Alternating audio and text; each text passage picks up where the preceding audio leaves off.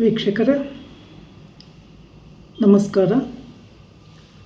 ನಾನು ನಿಮ್ಮ ನಾಗರಾಜ್ ಚೋಳು, ಪ್ರಖ್ಯಾತ ಜ್ಯೋತಿಷಿ, ವಾಸ್ತು ಹಾಗೂ ಸಂಖ್ಯಾಶಾಸ್ತ್ರಜ್ಞರು ಮಾತನಾಡ್ತಾ ಇರ್ತಕ್ಕಂಥದ್ದು. ವೀಕ್ಷಕರೇ, ಇವತ್ತಿನ ಸಂಚಿಕೆಯಲ್ಲಿ ಮೇಷರಾಶಿಯವರಿಗೆ ವ್ಯಾಪಾರ ವ್ಯವಹಾರ ಮಾಡಲಿಕ್ಕೆ ಯಾವ ದಿಕ್ಕು ಶುಭಪ್ರದವಾಗಿರ್ತದೆ, ಯಾವ ಬಣ್ಣ ಶುಭಪ್ರದವಾಗಿರ್ತದೆ ಅನ್ನೋದ್ರ ಬಗ್ಗೆ ಇವತ್ತಿನ ಸಂಚಿಕೆಯಲ್ಲಿ ತಿಳಿಸ್ಕೊಡ್ತಾ ಇದ್ದೇನೆ.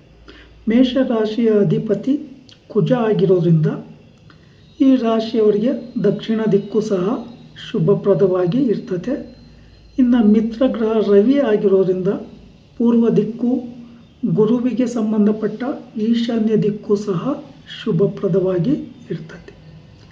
ಈ ರಾಶಿಯವರು ವಿಶೇಷವಾಗಿ ದಕ್ಷಿಣ ದಿಕ್ಕಿಗೆ ಏನಾದರೂ ಶಾಪು ಇತ್ಯಾದಿ ಮಳಿಗೆಗಳನ್ನು ಮಾಡ್ತಕ್ಕಂಥ ಒಂದು ಸಂದರ್ಭಗಳಲ್ಲಿ ದಕ್ಷಿಣ ಆಗ್ನೇಯದ ಕಡೆ ಹೆಚ್ಚಿನ ಖಾಲಿ ಸ್ಥಳಗಳನ್ನು ಬಿಟ್ಟುಕೊಂಡು ಆ ಕಡೆ ಎಂಟ್ರೆನ್ಸ್ ಮಾಡಿಕೊಂಡು ವ್ಯಾಪಾರ ವ್ಯವಹಾರಗಳನ್ನು ಮಾಡ್ಬೋದು.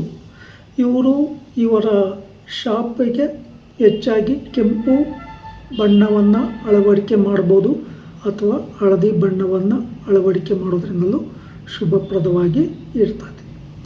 ಈ ರಾಶಿಯವರು ಈ ದಿಕ್ಕಿಗೆ ಬೋಲ್ಡನ್ನು ಬರೆಸ್ತಕ್ಕಂಥ ಒಂದು ಸಂದರ್ಭದಲ್ಲಿ ನಾಮಫಲಕ, ಅದಕ್ಕೆ ಸಂಬಂಧಪಟ್ಟ ಬಣ್ಣಗಳು ಹೆಚ್ಚಾಗಿ ಕೆಂಪು, ಹಳದಿ ಮತ್ತು ಕೇಸರಿ ಬಣ್ಣದಿಂದ ಅಥವಾ ಬಿಳಿ ಬಣ್ಣದಿಂದ ಕೂಡಿದರೂ ಸಹ ಶುಭಪ್ರದವಾಗಿ ಇರ್ತದೆ. ಈ ಬಗ್ಗೆ ಹೆಚ್ಚಿನ ಗಮನ ಹರಿಸೋದು ಉತ್ತಮ.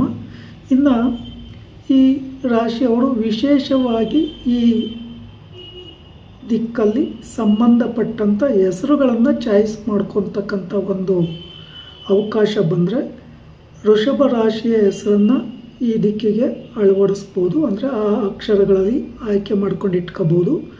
ಮೇಷರಾಶಿಯ ಅಕ್ಷರಗಳಲ್ಲಿ ಬರ್ತಕ್ಕಂಥ ಹೆಸರನ್ನು ಸಹ ಚಾಯ್ಸ್ ಮಾಡ್ಬೋದು.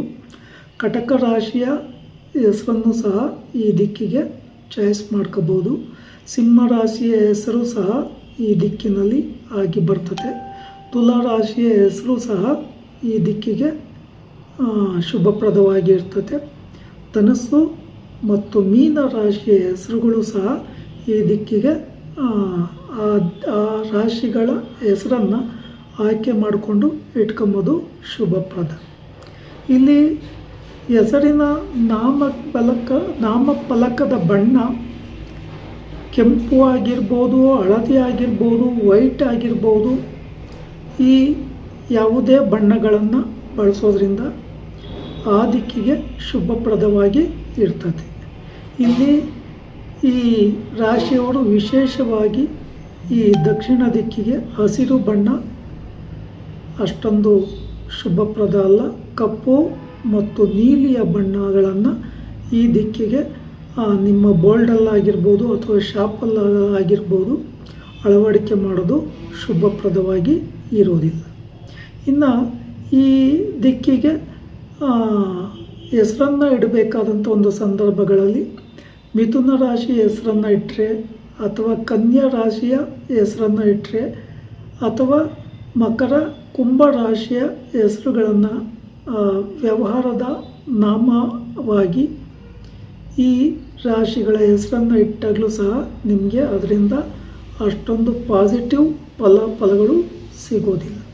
ಈ ಕಾರಣದಿಂದ ಹೆಸರನ್ನು ಚಾಯ್ಸ್ ಮಾಡ್ಕೊತಕ್ಕಂಥ ಒಂದು ಸಂದರ್ಭಗಳಲ್ಲಿ ನೋಡಿಕೊಂಡು ಸೂಕ್ತವಾದಂಥ ಹೆಸರನ್ನು ಆಯ್ಕೆ ಮಾಡಿಕೊಂಡು ಆ ಥರ ಹೆಸರು ಇಟ್ಕೊಂಬೋದು ಭಾಳ ಉತ್ತಮ.